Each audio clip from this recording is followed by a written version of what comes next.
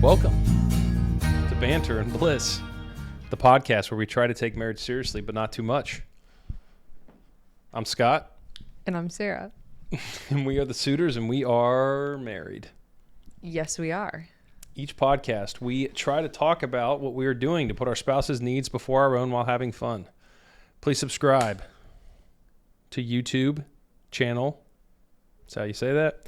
As well as our Instagram and Spotify and TikTok and Apple and podcasts channels.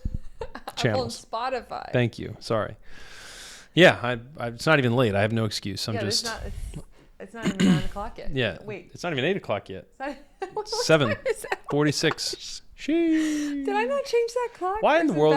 Why do those clocks even exist anymore? Like, seriously, we could all use digital clocks. I like easier. clocks. I like them being all over the place, so I can just glance and be like, "That's the wrong time." Yeah, I mean, literally since we got married. Yes, I put like 3 clocks on our registry. Yeah, I don't understand. I like to know what time it is in every room. One thing about our room is there's no clock in there, but I wish we had a clock in there. I just like having the walls not 4 covered. clocks in there. They're all on our phones and iPods and iPads and and laptops. Tell me you're a Plural. millennial without telling me. That's you're right. Our iPods. That's right. iPods. That's right. You guys know what iPods last are? time we even said that word. Oh man, that was not part of our opening skit. That's how banter we are. That's how money we are. What?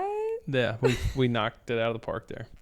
Super smooth, flowing transition into our first talking point, which is about Farty the fart. I know. I'm like moving around on this chair. If you can hear that, it's just my chair is it's like a faux leather chair. And it keeps, maybe it's real leather. Are you trying to say that is the origin of Farty the fart? No, but I'm this farting chair that you're sitting in right now? I'm just saying how appropriate. My chair is making sounds. So sorry. Gotcha. If it's picking up. So back in, I think, November, Sarah sent me a video of her reading a book that our children had written and illustrated called Farty Had a Great Day.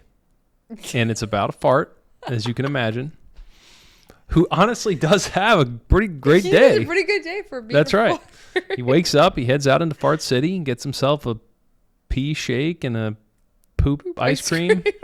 Watches the Goes movie. to see the biggest fart ever Movie at the movie theater and comes home and makes a diarrhea smoothie. Listen, okay, our kids write books all the time. They're drawing pictures and writing stories all the time. So I kind of go in there, and when they've left the table, there is just endless piles of books and pictures, and I just kind of sort through it and just pick out the good stuff and hold on to it. Let me pause you right there. It's every day too. Reams of paper that we go through. Yes, of them drawing pictures. I mean, Ford has an entire library of books that he's written and created about football games and characters and animals now. Sonic the Hedgehog. So, like, it's got to be like once a month that you buy a ream of paper and they have used it all up, within a couple of weeks. Which, again, may not seem like whatever. I go in there a lot of times and I just kind of sort through them and like, okay, this is a good one. This is not. Keep the cream of the crop. I can't keep it all. I can't. And I saw that when I was about to like toss it in the pile. I'm like, wait. What is this? And I'm like, wait a minute. I feel like I heard them talking from the other room when I was like nursing the baby or doing the dishes or something. Like, this is what they were talking about. Baby wouldn't have been born yet. So you would have been. Are you sure? I was pretty sure it was back in like early November. Okay, we'll have to look back. Okay, then maybe I was just cleaning or something. But I knew they had made this book, and maybe they even told me, and I was kind of like, oh, okay, but I was distracted. Then I saw it and started reading through it and just lost my mind. So I took a video, sent it to Scott, just for Scott. I read the book to him and then sent it to him. Yeah. And before I know it, Scott's posting it on social media. I was like, why you posted the fart book? Yeah, so I was while I was on paternity leave, I was just posting on social media like crazy. Yeah. Like I just basically was just like spamming it 3-4 times a day, primarily to kind of just like, if you have the guts to do it and you do it, you're probably going to grow on social media. And I did.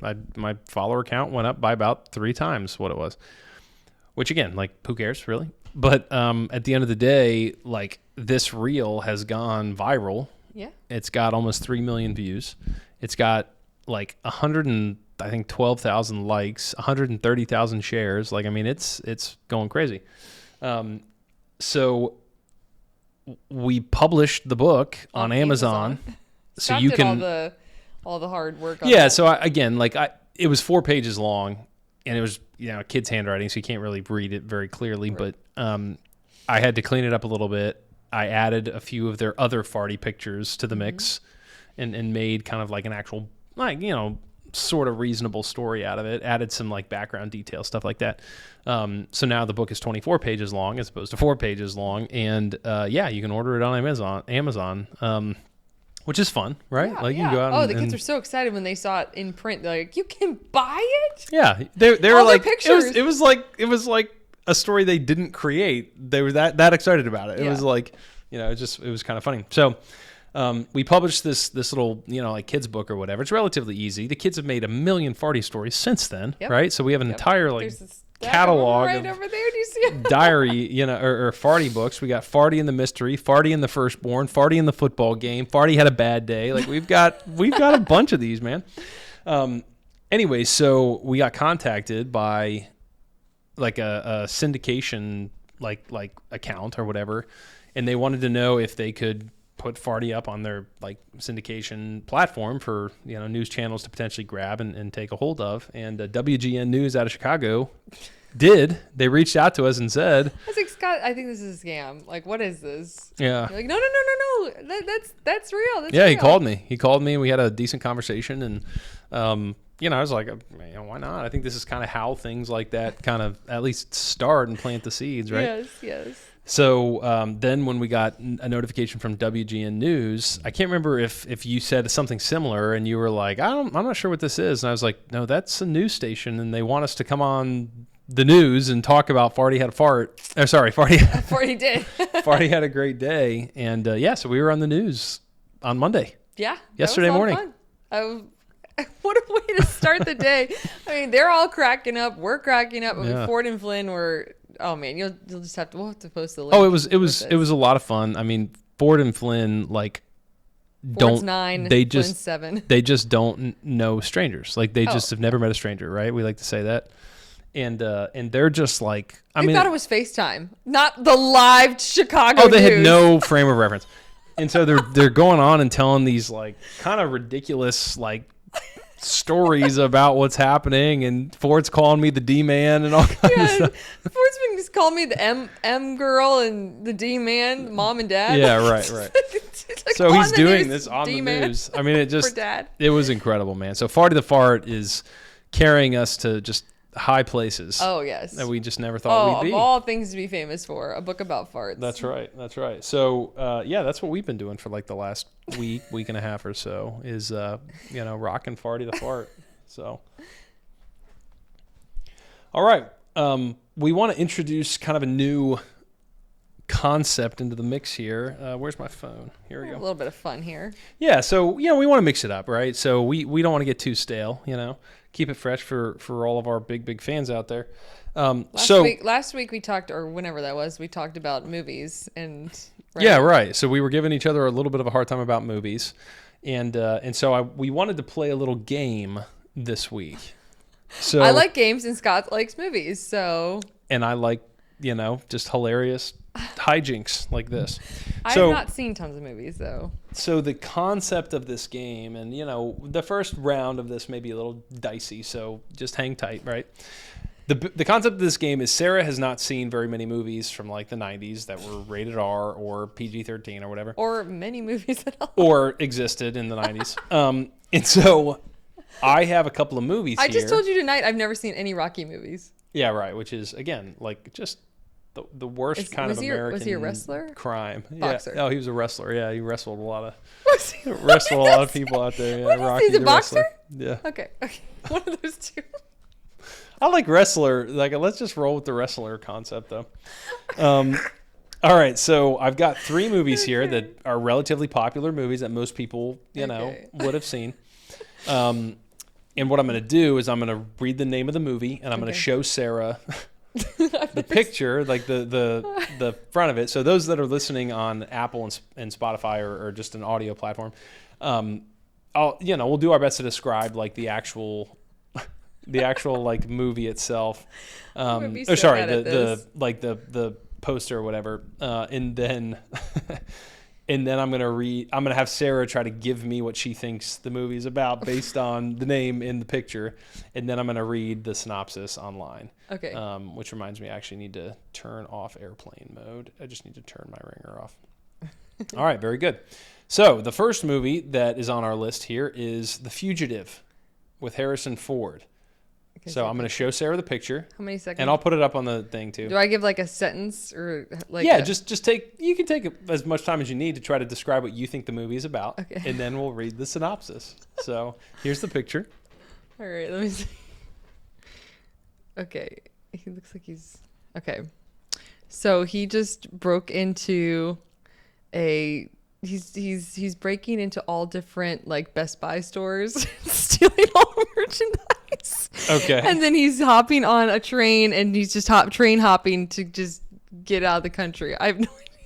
Yeah, so he's like a serial yes, he's just breaking into all robber. kinds of places that have like technology. And he's on stuff. the run from and he's like the stealing. authorities. Yes. Gotcha. And he's jumping from train to train, and that's what he's doing the whole time. So he's train hopping to get away from the police that are chasing him down. Right. Okay. So here's the synopsis. Really close, by the way. Wrongfully accused of murdering his wife, Richard Kimball escapes from the law in an attempt to find her killer and clear his name. Pursuing him is a team of U.S. Marshals led by Deputy Samuel Gerard, a determined detective who will not rest until Richard is captured. Well, I didn't have him pegged as a murderer. So. That's a pretty good guess, though, based on the picture of him running by a train, which again, like, does happen in the movie. There is a train a couple times in the movie, but like, I'm not sure why it is on. I'm not 100% sure why it's on the poster. So there you go, The Fugitive. That was a pretty good guess. All right, the next one is Goodfellas. Okay. So here's the picture. Oh, wait. Oh, okay. I can't even tell where they are. All right. Goodfellas. All right. It is a story about a murder underneath a bridge in New York City. Okay. And the Goodfellas are actually bad the whole time. They're part of the mob. Okay. And they killed... I don't know. I'm so bad at this. I've never seen the movie or even heard of it. That's the whole idea. So, okay, the murder takes place under the train tracks. I'm trying to think. The Goodfellas are trying to investigate, but it turns out they're actually the bad guys. They're actually the bad guys. Those three on the top, those are actually the bad guys. Okay. And the dead guy he's part of the mob. He was like a whistleblower. The dead guy was? Yes. The dead guy that's laying on the road underneath the bridge. He was some sort of whistleblower for the mob. Okay. But I don't really know what the story I'm trying to think of a story. That is actually not a terrible sort of guess. Okay.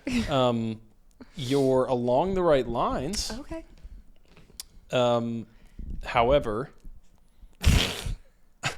let's hear the synopsis. Henry Hill knows only too well that he must put the mob's interests before everything, even his family. But when the good times turn sour, his loyalties dissolve in the face of greater rewards. Faced with a terrible retribution, Hill can see only one way to get out alive. So, the actual plot line of the Goodfellas... So it was a mob. They are mobsters. Wow, okay, all right. However, there's no like undertone or underlying like you think they're good guys or bad guys.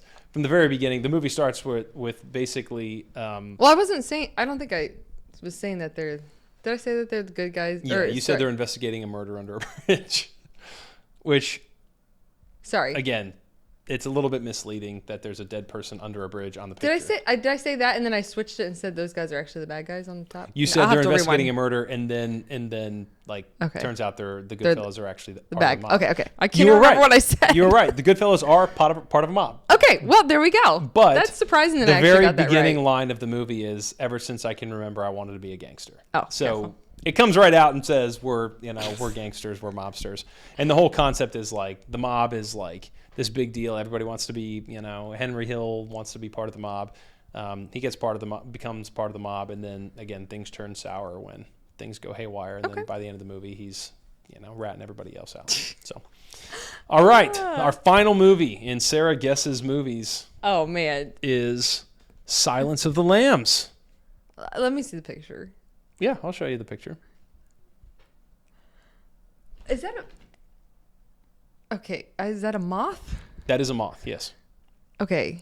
I genuinely have no idea what this movie's about. Okay. It's about somebody... Why would there be a moth? Is there a skull on that moth? There was a skull on the moth, yes.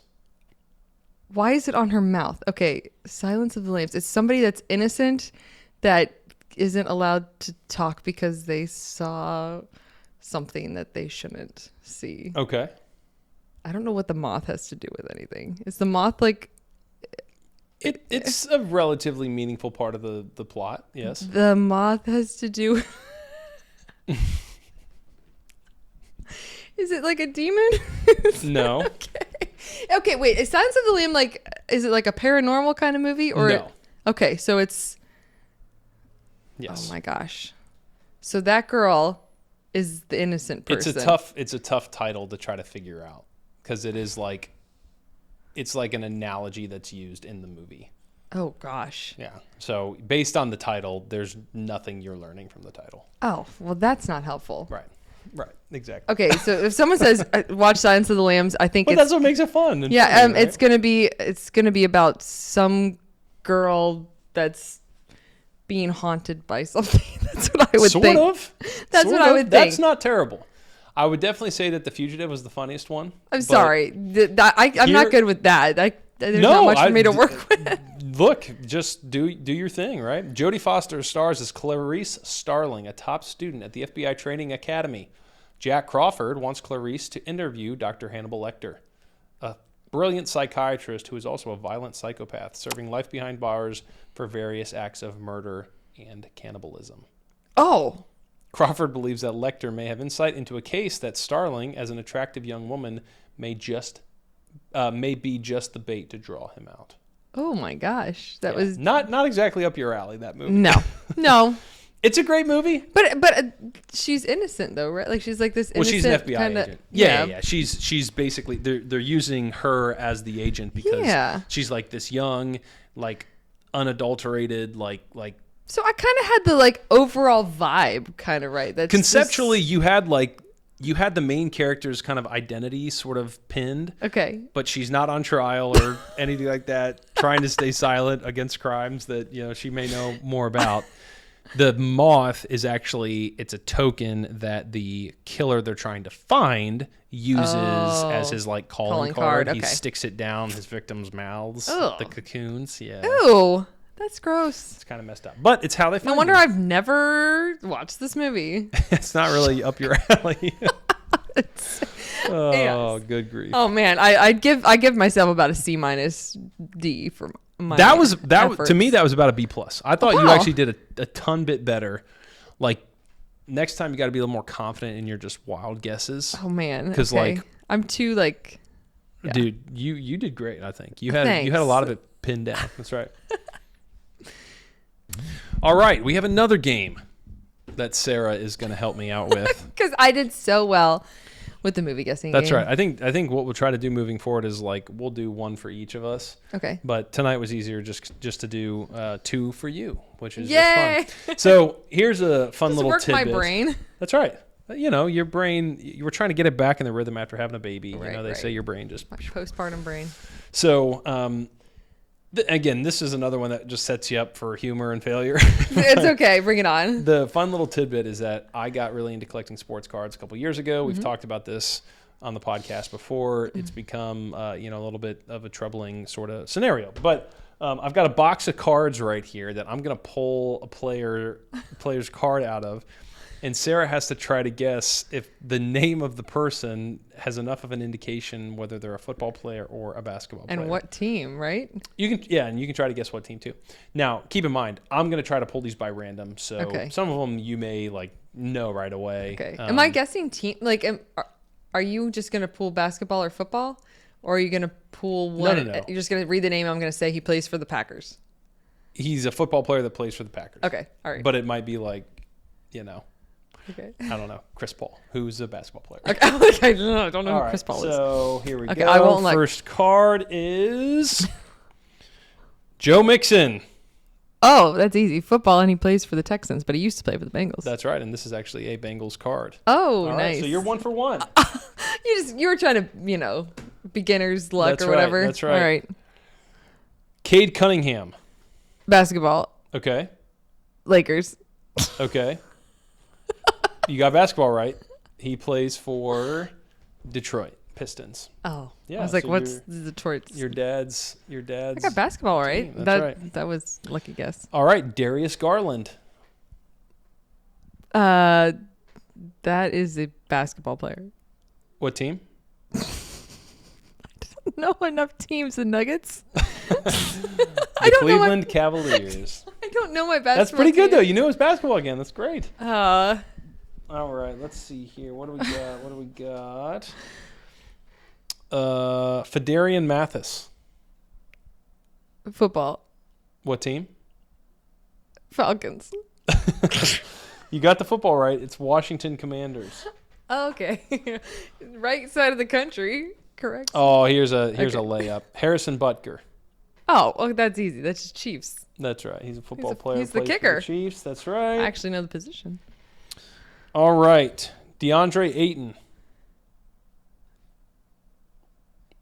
Basketball. Okay. What team? I'm trying to think what teams there are. I don't know. I don't know my basketball teams. Who's in New York? The Knicks? The Knicks, yes. No, it's Phoenix Suns. Phoenix? Hey, that's pretty good. Here we go. That's what I meant. Just kidding. Here we go. All right. Brevin Jordan. Basketball. Okay. What team?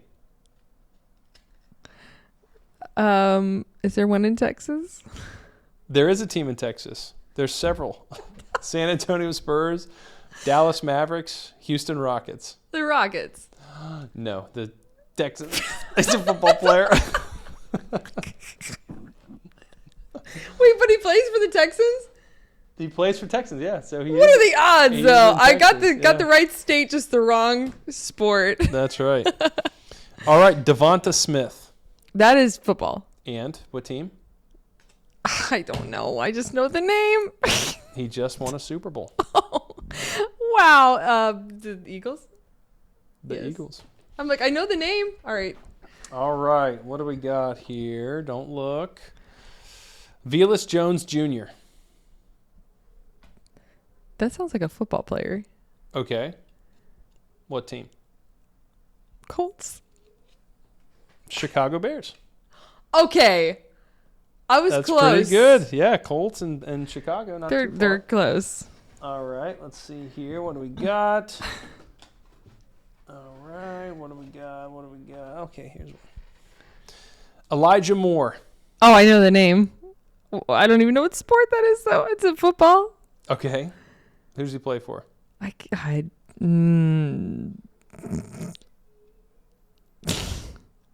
Seahawks? This is an old card. Jets. He now plays for the Cleveland Browns, unless he got Okay. traded or moved. But I recognize the name. You knew the name? That's pretty I good. knew it was football. I just didn't know. I had no idea what team. That's right. I'm trying to make this a little Give me a harder couple for you. more. Hey, Oh, quit sorry. looking. Sorry. Quit looking in here. I won't look. Well, don't do the one that you just picked. Oh, did you see it? I think so. All right, here's one. Eric Hernandez. That's football. Okay, what team? Buccaneers? I tricked you. Baseball. He plays for the Black Sox. I was going to say Hernandez. That's not Buccaneers. basketball No or way. football. I was like, what in the world? I would have fallen out of my chair if you would have said that can't be either one. I just was like, Hernandez, that's right. the wrong. One might accuse you of being like, inappropriate Stereotyping. or whatever, but like you were right. So I was like, well, there's no basketball player. That's Russell probably- Westbrook. Oh, sorry. I did not look at the card. Basketball. Okay, what team does he play for? Cavs. I have no idea what team he plays for. This is a Wizards card, but he did play for just about every team in the NBA. So I'm not sure who he plays for now. But All right. All right, let's do 2 more. Okay. Let's go with Alperen Sengun. Football. No.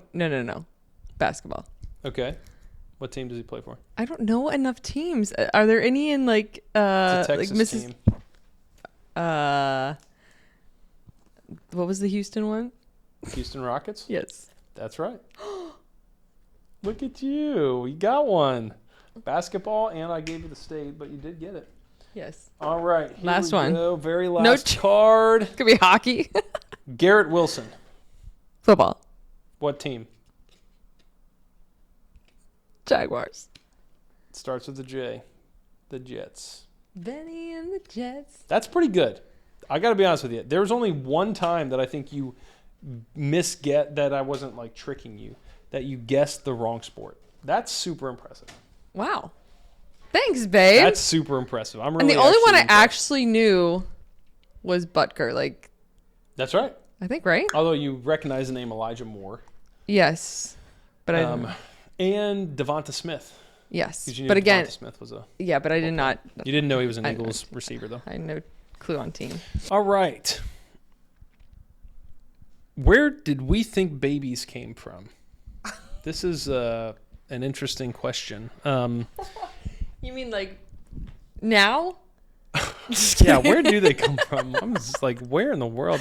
How do we first find out about it? It's like posting on social media. Like sometimes it just happens and you don't really know why your content gets picked up and whatnot. Yeah, so like where like this doesn't have to be super long, but reminisce on where you think babies like what I used to think. What you used to think, yeah.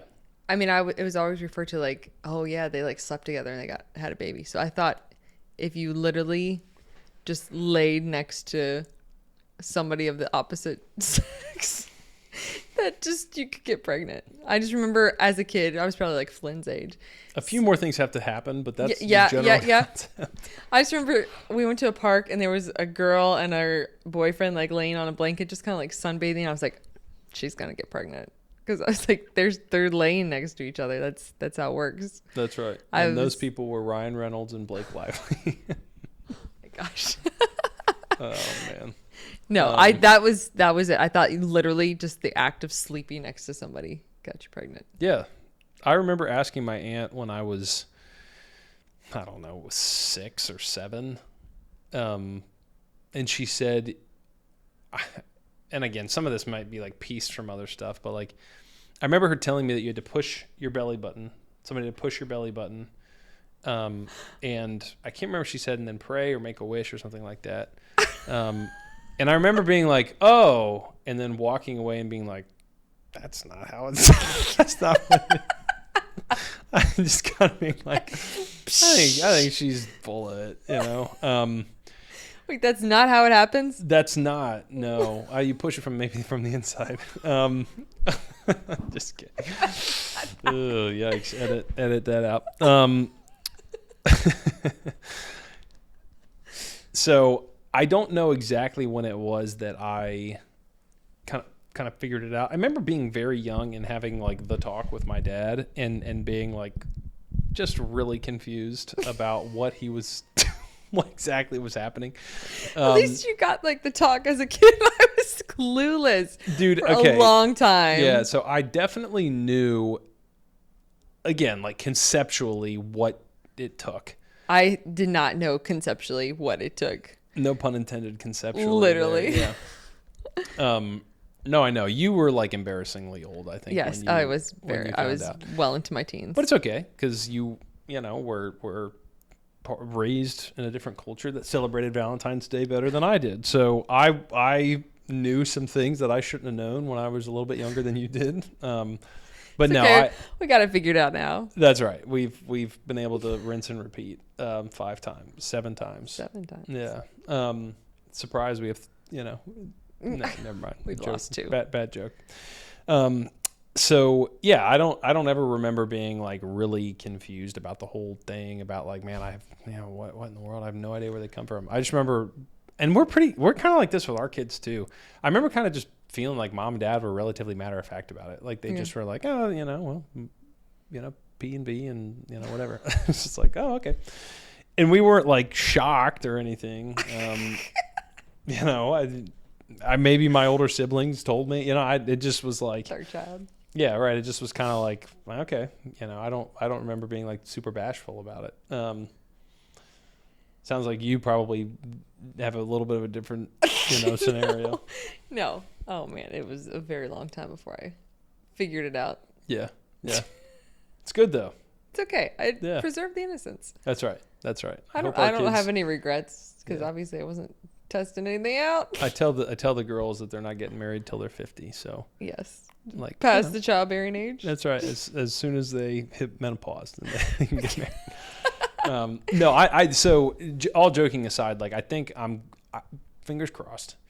I think I'm going to be relatively matter of fact with our kids, and I think you will be too. I think we already are. We already are, yeah. And I think I'm going to be relatively matter of fact about them like wanting to date too. Like I remember being like at a young age, mom and dad, like we had family who weren't allowed to date, and they're like, we're not allowed to date anyone. And I kind of remember being like, why? Like, well, you know, whatever. And I kind of remember being like, I think mom and dad trust me enough not to like do stuff I shouldn't do. So I don't think I'm not allowed to date anyone. And I don't ever remember a time where my parents were like, no, you may not date that person. Interesting. I remember times where my parents were like, you should not date that person. Maybe don't this time around. And there were a few times where I knew like, it was always funny. I posted a thing about dad today. I'm going to talk about him again, but like, I could always tell kind of what my dad's thoughts were on somebody. He didn't have to tell me. It just was like kind of the way he acted around them. Okay. Like girls that he really was like not impressed by, he just was never around them. Like I remember I'd be like, such and such is coming over, and dad would just like disappear. Got to do some work in the basement. Couldn't find him. And then if there were other girls that I knew he was pretty impressed with, like you, it was like, let's go out to dinner at literally steak and fries shake. Or steak and fries and guys. Wow. Yikes. You know, the popular burger joint, Fries and Guys. I don't know what steak and shake. Like well, Five Guys. And fries. We're just fries. Well, Five Guys. Five Guys burgers and fries. Fries and Guys coming to a city near you. Sounds like a terrible like premise for a play or something. Anyways, the girls that he liked and I knew he liked, like he would, you know, be around and spend time around or whatever. But anyways, long story short, like even when it was somebody that he wasn't super impressed by, he still never, or him and mom neither ever were like, you may not date that person. And I think it's because they trust me, which, you know, we all know they should not have. No, I'm just kidding. Like I mean, in reality, like I think the danger of being that sort of like putting that much pressure on your kids of like, you may not date because I don't trust whatever. I don't know. Like, I just don't think we're going to be like that. I guess we'll see when we get there in a few now, years. if this dude rolls up in a Harley and he wants to take Flynn out on a date on the back of his bike, you know, I think Flynn would be more interested in the bike than the dude. If I'm being to be honest with you, she'd be like, I will, but I'll drive. Yeah, like I'm literally. driving. Yeah. Which I think is fun about her. Yeah. I mean, I like to think that I'm going to be a little bit more like, you can date who you want to date, but they're going to spend time with us. They're going to come over. They're going to, you know, meet the family and spend time around our family. Like you can go spend time around their family, but like, I'm not going to let you date necessarily people that refuse to spend time with us because absolutely. That's not what I want in your marriages either. I don't want to have you guys marry people that don't want to be around us, you know? So, you know, I know we taken a little bit of a rabbit trail from where do babies come from, but like, I think it's appropriate to kind of like talk about whether or not like we're going to put that same sort of veil of secrecy around our children. We're like, here's the thing. They know where the babies come out. Like they've watched our birth videos. I'll tell you what, and tastefully done. Hold on. Some of the things the girls will say, and it's just because I know you've said it to them and they're repeating it. And it just is like shocking language for a 2-year-old to use. It's like, you know, like Sayla's talking about herself and she's talking about being hurt or having a sore or so, you know, like whatever. Yeah, like diaper rash or whatever. And she'll just like say the thing. And I'm just like, what? What in the world? Correct terms. And so I laugh about that primarily because like I know, you just don't hold back with them. You give them, you shoot them straight. So I'm assuming that's how we'll shoot our children straight as they get a little bit older. I remember I sort of started to kind of like hint at the talk with Ford a little bit. Yeah. And he was just like, what? It was just like going right over his head. And he was just like, hey, Dad. Flynn's probably ready for the talk at this point more than She probably already knows it. Like she already knows it. Right. She's the kind that would like know for 10 years and not tell anyone, right? Oh, yeah. But like I was like talking, I was like trying to have this conversation with Ford, and again like stumbling through it, and he's just like, "Hey, Dad, when we get more chickens, do you think we'll get brown chickens or white chickens?" And I'm like in the middle of this talk, and I'm like, that is a great way to distract. I mean, it things. literally Chickens was, always. That's yeah, always right. a great way. It's like where this kid's brain was just like in a completely different, universe. Bless him. Yeah, so anyways, I don't think that our children are going to have quite as much confusion around where babies come from as maybe the two of us did. So, all right, so our marriage tip, and we can move however quick you want through this, but I posted this thing on social media a while ago, and it didn't really do super well, but I don't think I delivered it very well either. So I had this epiphany where I can't remember exactly what the context of it was and why it like clicked for me, but like our 2-year-old came to me crying because she had hurt herself or dropped something or something. She came to me crying, and she just wanted me to embrace her and kiss her and wipe her tears away and tell her everything was okay. And what clicked was basically like, I do that willingly with my child, but when it comes to my spouse, when my spouse comes to me when she's hurt or she's wounded or she feels bad, instead of embracing her and wiping her tears away and kissing her, I feel the need to fix it and correct her or tell her, well, you know what, that wouldn't have been a problem if you would have listened to my advice the first time. And it just kind of like blew me away a little bit to kind of be like, holy cow, like, how would I feel if I spent the first 10, 12, 13 years of my life telling my dad I felt bad and him hugging me and telling me that everything's going to be okay. And I get married, and the person who commits those things to me, I promise I'll be there for you. I promise I'll love you. I promise I'll be gentle with you. Instead of embracing me and hugging me when I feel bad, just tries to fix me. Just tries to fix the things that I'm doing wrong. Just tries to tell me he would have done it differently, right?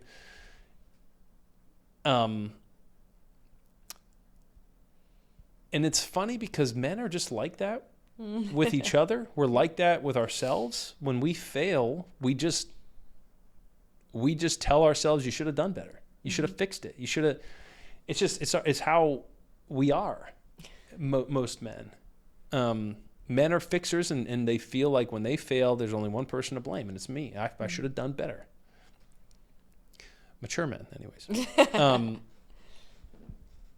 And I think we project that sometimes onto our spouse. So the marriage tip this week is, instead of trying to fix your spouse and criticize your spouse when they do something, when they're in moments of weakness and moments of trouble and hurt and pain,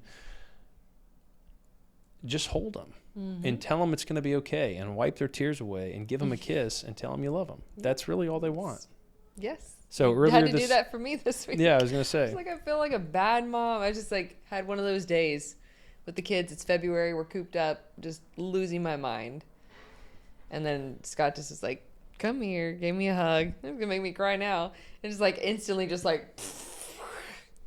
Yeah, I mean. Waterfall. First of all. Niagara Falls. I just needed that. It's okay. Like, we all have our bad days. Look, I'm starting to cry now.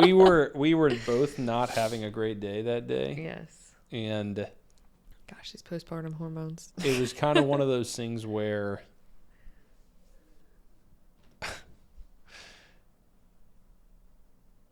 as a parent, when you have a bad day, there's no just like shutting it down at 6 p.m. and coasting until bedtime, right? Yep. I'm making you cry now too. Yeah, there's a bunch of and waterworks. I just knew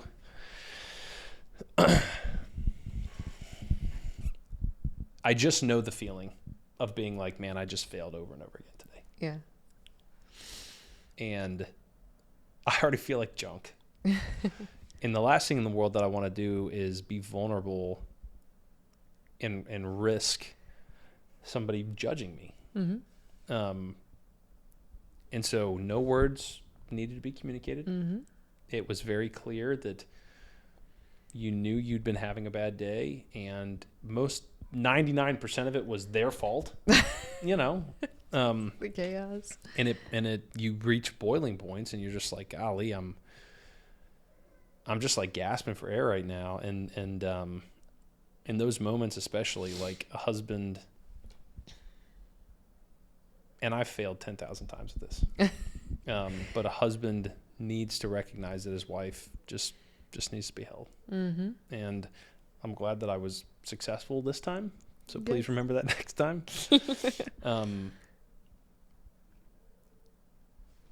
But given the opportunity, husbands, when your wife is hurt, when she's upset or offended, it's amazing how just the physical touch element of it and the holding element of it can go a very long way. Absolutely. Mm-hmm. And that's our marriage tip for this week. And that's the end of the podcast. Only 3 hours long. Only 55 minutes long. Oh my gosh. I had to cut some of stuff. that. But the kids did well. My parents, we have to go relieve my parents. So Jaira didn't scream or lose it. I so know. He that's must be good. sleeping, which is, Yeah. see.